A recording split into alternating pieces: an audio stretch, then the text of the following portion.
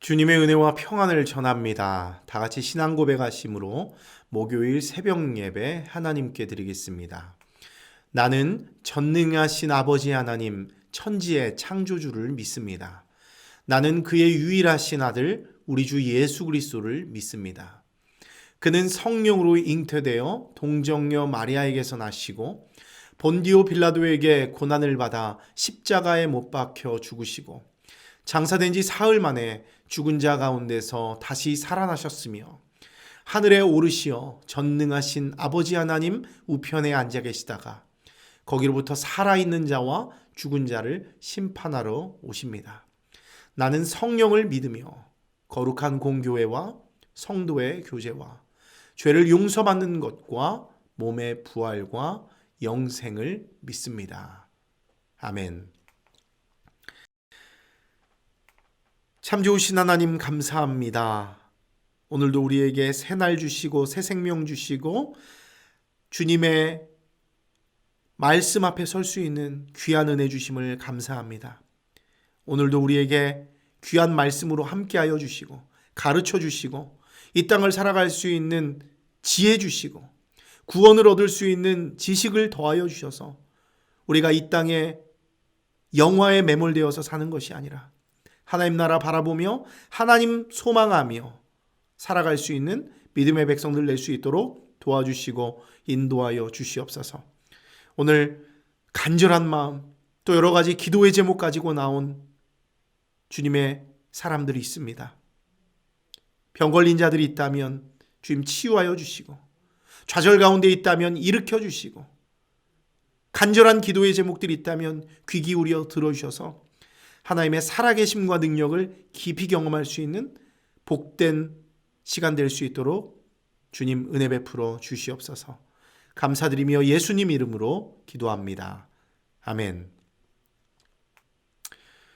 오늘 우리에게 주신 하나님의 말씀 함께 나누겠습니다. 오늘 우리에게 주신 하나님 말씀은 레위기 19장 1절에서 14절까지 말씀입니다.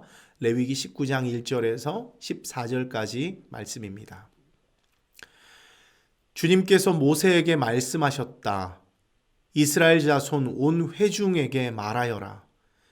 너희는 그들에게 이렇게 일러라. 너희의 하나님인 나 주가 거룩하니 너희도 거룩해야 한다. 너희는 저마다 어머니와 아버지를 공경하여라. 너희는 또 내가 명한 여러 안식일을 다 지켜라. 내가 주 너의 하나님이다. 너희는 우상들을 의지해서는 안 된다. 쇠를 녹여 너희가 섬길 신상들을 만들어서도 안 된다. 내가 주 너의 하나님이다. 너희가 나 주에게 화목제로 희생제물을 가져올 때는 너희가 드리는 그 제사를 나 주가 즐거이 받게 드려라. 제물은 너희가 나 주에게 바친 그날로 다 먹어야 하지만 그 다음 날까지는 두고 먹어도 된다. 그러나 사흘째 되는 날까지는 남는 것은 불에 태워 버려야 한다. 사흘째 되는 날에 그 남은 제물을 먹으면 그 행위 자체가 역겨운 일이다. 제물의 효력이 없어지고 말 것이다. 날 지난 제물을 먹는 사람은 누구나 벌을 면하지 못한다. 나 주에게 바친 거룩한 것을 그가 더럽혔기 때문이다. 그런 사람은 자기 백성에게서 끊어질 것이다.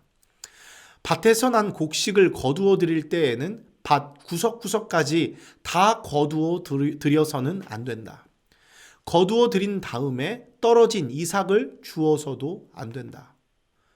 포도를 딸 때에도 모조리 따서는 안 된다. 포도밭에 떨어진 포도도 주어서는 안 된다. 가난한 사람들과 나그네 신세인 외국 사람들이 줍게 그것들을 남겨 두어야 한다. 내가 주 너희의 하나님이다. 도둑질하지 못한다. 사기하지 못한다. 서로 이웃을 속이지 못한다. 나의 이름으로 거짓 맹세를 하여 너희 하나님의 이름을 더럽혀서는 안 된다. 나는 주다. 너는 이웃을 억누르거나 이웃의 것을 빼앗아서는 안 된다. 내가 품꾼을 쓰면 그가 받을 품값을 다음날 아침까지 밤새 내가 가지고 있어서는 안 된다. 듣지 못하는 사람을 저주해서는 안 된다. 눈이 먼 사람 앞에 걸려 넘어질 것을 놓아서는 안 된다. 너는 하나님 두려운 줄을 알아야 한다. 나는 주다. 아멘. 이 시간 우리에게 주신 하나님의 말씀을 다시 읽고 묵상하면서 잠잠히 주님 앞에 나아가는 시간을 잠시 갖도록 하겠습니다.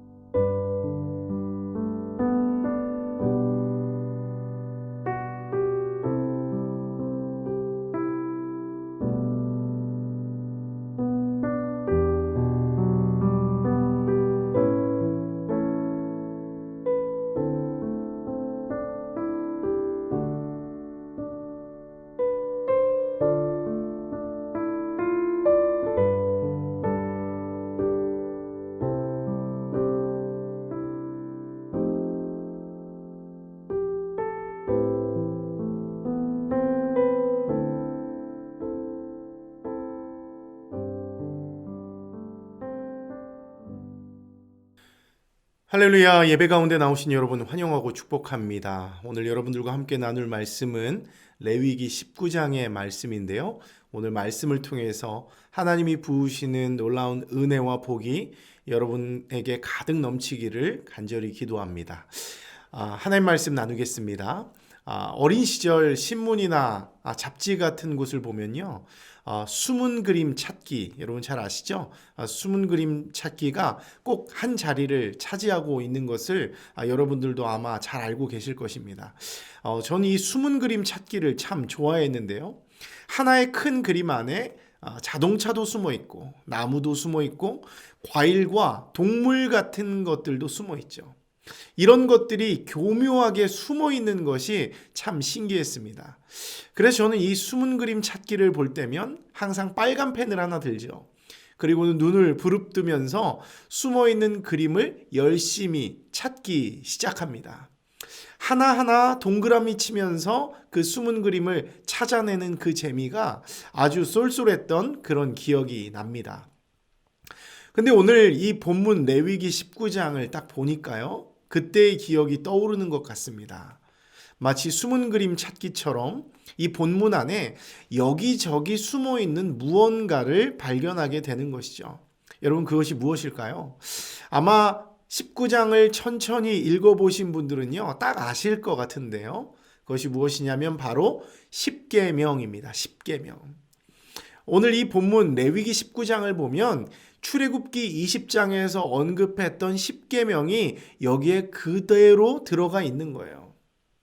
다만 이 출애굽기 20장처럼 뭐 1에서 4계명, 또 5에서 10계명, 하나님 사랑, 이웃 사랑, 뭐 이렇게 짜임새 있는 틀을 두면서 순서대로 나열된 것이 아니고요, 무작위로 분포되어 있다는 것을 우리가 보게 된다는 것이죠. 그럼 우리도 한번 빨간 펜을 들고 이 레위기 19장에 숨어있는 10계명을 잠시 찾아보면 좋을 것 같은데요. 먼저 오늘 본문 4절 말씀을 한번 보십시오. 뭐라고 말합니까? 너희는 우상들을 의지해서는 안 된다. 쇠를 녹여서 너희가 섬길 신상들을 만들어서도 안 된다. 내가 주 너의 하나님이다. 이렇게 말하고 있습니다. 여러분, 이것은 무엇을 말하고 있죠? 다른 신을 섬기지 말라. 우상을 만들지 말라. 10계명의 1, 2계명을 말씀하고 있죠. 또 12절 말씀 또 볼까요? 여기를 보면 뭐라고 이야기하고 있냐면 나의 이름으로 거짓 맹세를 하여 너희 하나님의 이름을 더럽혀서는 안 된다. 나는 주다. 이렇게 말씀하고 있어요. 여러분, 이것은 몇 계명입니까? 내 이름을 망령되게 부르지 말라는 3계명의 말씀을 우리에게 보여주고 있습니다. 또 오늘 본문 3절 말씀 한번 보세요. 3절 말씀입니다. 제가 또 읽어드릴게요. 너희는 저마다 어머니와 아버지를 공경하여라. 너희는 또 내가 명한 여러 안식일을 다 지켜라. 내가 주 너의 하나님이다. 여러분, 이것은 무엇을 의미합니까? 안식일을 거룩하게 지키라는 4계명과 부모를 공경하라는 5계명을 말씀하고 있죠. 지금부터 말씀드린 몇 가지는 또 오늘 본문에 포함되지는 않았지만요. 19장에 포함된 내용들입니다. 16절을 보면 그냥 간단하게 이야기하겠습니다. 살인하지 말라는 6계명을 또 16절에서 말씀하고 있고요. 29절에서는 간음하지 말라는 7계명을 말씀하고 있습니다. 또 11절, 오늘 본문 11절에서 16절까지를 이렇게 쭉 한번 읽어보면 도둑질하지 말라는 8계명과 거짓 증거하지 말라는 9계명을 말씀하고 있어요. 마지막으로 5절에서 10절까지는 탐내지 말라는 10계명을 말씀하고 있는 것이죠. 이렇게 우리가 이 레위기 19장에 나오는 그 내용들을 빨간 펜을 들고 또 이 10계명들을 하나하나 찾아봤는데요. 여러분, 이처럼 레위기 19장은 곳곳에서 10계명을 언급하고 있죠. 그래서 이 19장을 작은 율법, 또 율법의 요약장이다 이렇게 부르기도 한다는 것입니다. 여러분, 그런데 오늘 이 레위기 19장이 출애굽기 20장에서 말하는 10계명과는 조금 구별되는 부분이 있다는 거예요. 그것이 뭐냐면 레위기 19장은 대체로 이웃사랑과 관련된 부분에 더욱 초점을 두고 있다는 사실이에요. 이웃사랑과 관련된 부분에 초점을 두고 있다. 여러분, 특별히 그 중에서도 10번째 계명이 말하는 대로 우리의 탐내지 말라는 부분이 종합적으로 강조되고 있는 것을 볼 수 있습니다. 저는 오늘 이 부분을 좀 중점적으로 나누고 오늘 마치려고 하는데요. 실제 5절에서 8절까지의 말씀을 여러분들이 한번 보십시오. 여기를 보면요, 갑자기 이 10계명에 관한 그런 이야기들을 막 여기저기 막 하고 있다가 갑자기 화목제사의 제물로 사용된 그 고기의 유통기한을 너희가 엄수하라, 이런 명령이 나오고 있어요. 어떻게 보면 조금 생뚱맞고 어색한 부분이라고 할 수 있습니다. 갑자기 뜬금없이 나온 것 같은 느낌이 드는 것이죠. 여러분, 그러면 하나님은 왜 갑자기 이 화목제물의 고기의 유통기한을 너희가 엄수하라는 이런 명령을 주고 있는 것입니까? 여러분들이 잘 알고 있는 대로 화목제는요, 하나님과의 깨뜨려진 관계를 회복하고 화평을 얻기 위해서 드린 제사라고 할 수 있습니다. 하나님의 은혜를 얻는 제사라고 할 수 있는 것이죠. 여러분, 그런데 이 화목제의 제사가 다른 제사와 구분되는 중요한 특징이 있어요. 그게 무엇이죠? 이 제물의 일부를 제단에 불사르고 난 다음에 그 나머지는 제사장을 비롯한 온 동네 이웃들과 함께 나누어 먹어야 했던 유일한 제사라는 것이죠. 이웃과 나눠 먹는 제사, 하나님의 은혜에 감사해서 온 이웃들을 초청해서 미워했던 사람들이든 어떤 사람들이든 나의 이웃이라면 누구나 초청해서 그 은혜를 나누는 제사라는 거예요. 근데 이 화목제물을 먹을 때에 반드시 지켜야 할 법이 있다는 것이죠. 여러분, 그게 무엇입니까? 바쳐진 제물의 고기는 당일에 다 먹어라. 그리고 남더라도 최대 그 다음 날까지는 반드시 먹어야 한다. 그럼에도 불구하고 고기가 남는다면 사흘째 되는 날에는 완전하게 불에 태워 버려야 한다는 거예요. 참 독특한 규정이죠. 여러분, 그럼 하나님은 왜 이런 법을 그 백성들에게 두신 것입니까? 물론 이건요, 거룩한 이 희생제물, 하나님 앞에 드렸던 이 희생제물이 상하게 돼서 부정하게 될 수 있는 그 요소를 미연에 방지하기 위해서일 것입니다. 하지만 이것은 그것만 의미하고 있는 게 아니죠. 다른 한편으로 보면 이런 하나님의 명령은요, 인간 안에 있는 어떤 탐욕을 억제하기 위한 윤리적인 목적도 있다는 거예요. 이게 무슨 말입니까? 여러분, 앞서 말씀드린 대로 화목제물을 먹는 것은요, 하나님께 받은 은혜를 모든 이웃들과 기뻐하며 나누라는 의미가 있다고 말씀드렸습니다. 근데 이 화목제물의 고기가 남았다는 것은 여러분 무엇을 의미합니까? 그것을 나누는 자가 전심을 다해서 나누지 않았다는 거예요. 마음을 다해서 나누지 않았다는 거예요. 정직하게 나누지 않았다는 것입니다. 다른 말로 하면 이 화목제물에 욕심이 생겼다는 거예요. 그래서 그 제물을 즉시 나누지 않았습니다. 그 제물의 일부를 따로 숨겨두거나 따로 보관했다는 것이죠. 왜요? 욕심 때문에. 따로 자기 가족들만 챙겨 먹으려고 했던 그런 탐욕이 그들의 마음에 있었다는 것이죠. 여러분, 이것은 무엇을 의미합니까? 하나님이 공동체의 화합과 은혜를 나누고 이웃사랑의 정신을 실천하라는 그 명령에 찬물을 끼얹는 심각한 탐욕이고 죄악이라고 할 수 있는 것이죠. 그래서 하나님은 이 화목제물을 당일에 모든 이웃들과 나누어 먹고 그것이 남을 때에는 반드시 불에 태워서 없애버려라, 이렇게 말씀하고 있는 것이죠. 이웃사랑을 위해 너희 안에 탐욕을 제어하라는 하나님의 뜻이 남겨져 있는 거예요. 너가 받은 대로 가진 것을 다 풀어서 모든 이웃들과 아낌없이 나누라는, 이웃사랑을 나누라는 그런 하나님의 뜻이 담겨 있는 것이라고 할 수 있습니다. 여러분, 그런데 이런 하나님의 요구는요, 오늘 9절과 10절에서도 계속해서 나타나고 있어요. 한번 여러분 9절과 10절을 한번 보십시오. 이것을요, 자비로운 추수 규정이라고 하는데요. 이게 뭡니까? 여러분 아마 잘 아는 내용일 거예요.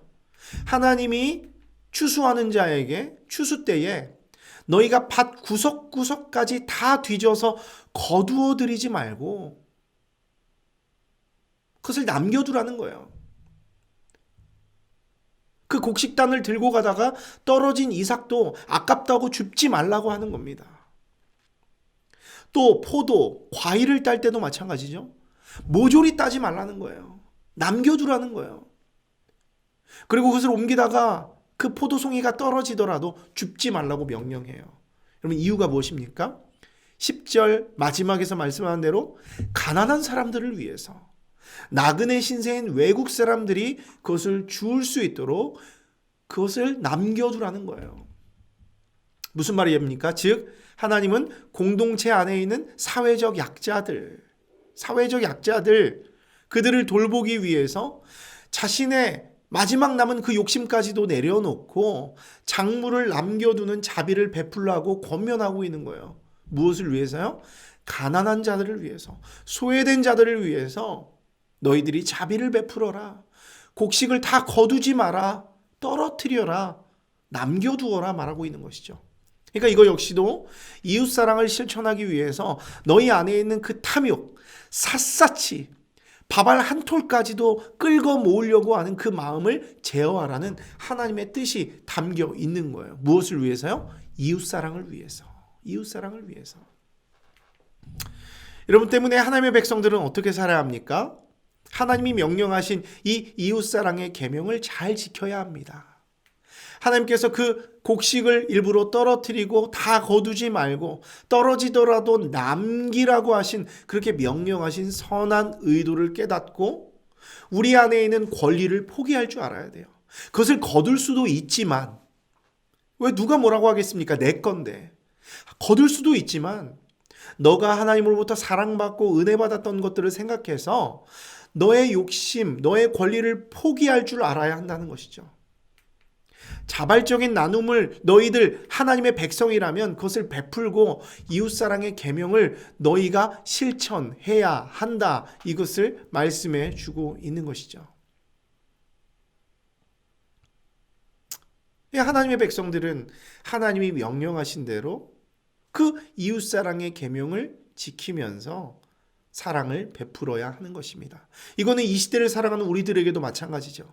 이 땅을 살아가면서 우리도 버는 그런 수입들이 있지 않겠습니까? 그 수입의 일부는 또 이웃들을 위해서 또 교회를 위해서 떼어놓고 우리가 그것들을 가지고 우리가 누릴 수도 있지만 그 중에 일부는 이웃사랑을 실천하는데 교회를 세우는데 우리가 마음껏 기쁨으로 드려야 한다는 거. 왜요? 하나님이 우리를 사랑하셨기 때문에 우리에게 그렇게 은혜를 베풀어 주셨기 때문에 우리도 그런 이웃사랑의 계명을 지켜야 하는 것이죠. 여러분 근데 여기서 하나님의 백성들이 이 이웃사랑의 계명을 잘 지키고 있는지 구별하는 것이 또 쉽지 않죠. 조금 애매한 부분이 있습니다. 예를 들어서 거짓말하지 말라, 살인하지 말라. 여러분 이런 계명들은 어떻습니까? 위반 여부가 명확하죠. 때문에 이 사람이 지금 하나님의 계명을 지키고 있는지 아닌지 쉽게 구분이 가능합니다. 아주 쉽습니다. 하지만 여러분 부모를 공경하라, 탐심을 부리지 말라 이런 명령은요 그 실천 여부가 모호하다는 거예요. 아까 말씀드렸던 고기를 이웃들과 나누는 것이나 또 자비로운 추수법도 마찬가지겠죠. 얼마만큼 나누는 것, 얼마만큼 떨어뜨리는 것, 얼마만큼 그들에게 베푸는지, 어떻게 해야 하나님의 계명과 그 뜻을 이루는 것인지 애매할 수 있다는 거예요. 때문에 누군가는 하나님의 뜻을 거슬려서 그런 교묘히 악용하기도 하고 하나님의 뜻대로 행하지 않는 그런 사람들이 있을 것입니다. 그렇게 해도 구분하기가 쉽지 않다는 거예요. 여러분 그렇지 않겠습니까? 우리 역시도 정말 기쁨으로 드린다기보다 막 그 마음을 어쩔 수 없이 그냥 누가 보니까 해야 하니까 억지로 하는 경우가 있을 수 있다는 것이죠. 근데 하나님 그것을 기뻐하지 않는다는 것입니다. 그리고 그것을 오히려 악용해서 요 정도면 하나님 앞에 부끄러움이 없겠지. 그리고 그것을 이용해서 오히려 자신의 어떤 의의를 드러내려고 하는 사람들도 분명히 있을 수 있다는 것이죠. 하지만 여러분 우리가 정말 잊지 말아야 할 것이 있죠. 여러분 우리들은요 여전히 남을 속이면서 하나님이 우리에게 명령하신 이 이웃사랑의 법, 탐심을 부리지 말라는 그 탐심을 부리지 말고 사랑을 베풀라는 이 법을 애매하게 지킬 수 있습니다. 여전히 탐욕을 부리면서 적당히 자선을 베풀 수도 있습니다. 그렇게 해서도 우리는 저 사람은 훌륭한 자선사업가인 것 같다, 정말 훌륭한 하나님의 사람인 것 같다 칭찬까지도 받을 수 있어요. 놀랍죠. 여러분 하지만 세상과 사람은 속여도 하나님은 속이지 못한다는 거예요. 왜 그렇습니까? 전지전능하신 하나님은 우리 마음의 중심을 다 알고 있기 때문입니다. 사무엘상 16장 7절 말씀을 한번 보십시오. 하나님이 이렇게 말씀하시죠. 사람은 외모를 보거니와 나 여호와는 중심을 본다. 그 마음의 중심을 본다는 거예요. 사람들은 외모, 외형, 그들이 행하는 행동을 보면서 열광합니다. 하지만 그것이 거짓일 수 있다면 얼마나 끔찍한 것이겠습니까? 우리의 외모는, 우리의 외형은, 우리의 행동은 아름다워 보이고 멋져 보이고 대단해 보이고 훌륭해 보일 수 있지만 거짓이 담겨 있을 수 있다는 거예요. 근데 우리는 그걸 구별하지 못합니다. 근데 우리 하나님 어떻다고요? 외모를 보는 분이 아니라 그 사람의 중심을 본다고요. 그 사람의 중심이 얼마나 진실한지, 하나님을 얼마나 사랑하는지, 그의 행동이 어디로부터 비롯되는 것인지 그 마음의 중심을 안다는 것이죠. 또 잠언 24장 12절 말씀 한번 보세요. 하나님은 우리의 마음을 저울질하신다 이렇게 말씀하고 있어요. 우리의 마음을 저울질하신다. 그러니까 우리의 마음의 중심을 아시는 하나님이 나의 모든 행위를 통찰하고 그 마음의 의도를 잘 알고 계신다는 거예요. 어디에 기울어져 있는지 알고 있다는 것입니다. 여러분, 실제로 사도행전 5장 말씀을 한번 보십시오. 아나니아와 삽비라라고 하는 사람이 등장합니다. 그들의 소유를 팔아서 사도들에게 가져오고 그것이 이웃들과 교회를 위한 것이라는 그런 마음을 내비칩니다. 겉보기에는 교회와 이웃을 위해서 자신의 물질을 드리는 아름다운 선행으로 보여주고 있다는 것이죠. 하지만 실제로는 어떻습니까? 이들의 마음의 중심은 어떻습니까? 아나니아와 삽비라는 그 중에 일부를 따로 감추어 두었어요. 교회로부터 존경은 받고 싶으나 마음의 욕심은 여전히 내려놓지 못하기에 그들이 생각한 꼼수입니다. 하지만 여러분, 앞서 말씀드린 대로 사람은 속일 수 있어도 하나님은 속이지 못하는 거예요. 그 중심을 아시고 마음을 저울질하시는 하나님이 그 행위를 악하게 보셨다는 것이죠. 그래서 베드로를 통해서 하나님은 그걸 알게 합니다. 그래서 베드로를 통해서 그들을 책망해요. 너희가 어떻게 하나님을 속이려고 하느냐? 성령을 속이려고 하느냐? 책망하십니다. 그리고 그들을 그 자리에서 심판하셨다는 것이죠. 결국 그 하나님을 기만한 행동은 결국 그들을 죽음에까지 이르게 했다는 것입니다. 하나님이 중심을 보신다는 거예요. 여러분, 이것은 반대의 상황도 마찬가지입니다. 룻기를 한번 보십시오. 보아스라는 사람이 있습니다. 이 보아스가 가난한 여인 룻을 불쌍히 여깁니다. 긍휼히 여깁니다. 그래서 일부러 곡식을 사람을 시켜서 소년들을 시켜서 곡식을 일부러 땅에 떨어뜨리게 합니다. 그리고 그 룻이 그 곡식을 주술 때 뭐라고 하지 못하도록, 방해하지 못하도록 단단히 신신당부했다는 거예요.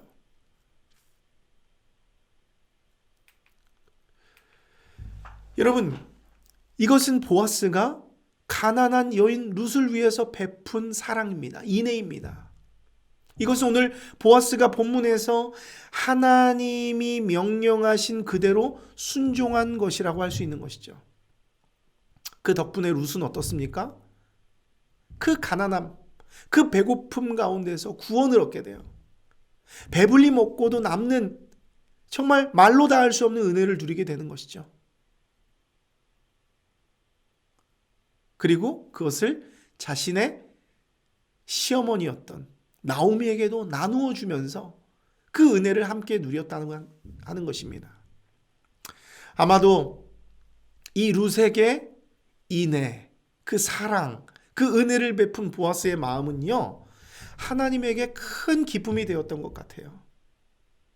그 마음의 중심을 보신 하나님, 그 마음을 저울에 달아보신 하나님께서 보아스가 어떤 마음으로 그런 인애를 베풀었는지 아셨다는 것이죠. 그래서 보아스에게 은혜를 베푸시고, 보아스에게도 은혜를 베푸시고, 아름다운 여인 룻을 그의 아내로 주시고, 그리고 예수 그리스도의 조상의 그 족보에 오르게 되는 그런 은혜까지도 부어 주셨다라고 하는 것이죠. 사랑하는 성도 여러분, 그렇다면 우리는 어떻게 해야겠습니까?